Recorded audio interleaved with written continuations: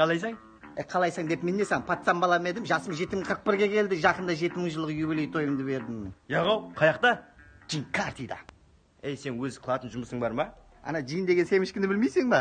Менгі ғой сол. Яғау. Сатып нормально ақша түсіп жатыр. Яқшы, Джин. Қазір срочно бір жақпайтын қонақлар келатыр, соны тезірек қайтарудың ілажы бар ма? Бар. Базар стоянка ма? Қазір қонақ келген кезде тап алдына ұсынды қыстырып қоямыз, сөйтіп деп қараған кезде қой, базарда маршрутар болмай қалар, ертелеу қайтайын деп қайтып кетеді. Кейін маған подарок етіп тастап кетесің ғой, Яғау, біздің үйге де жақтырмайтын жиллер келіп тұрады ғой.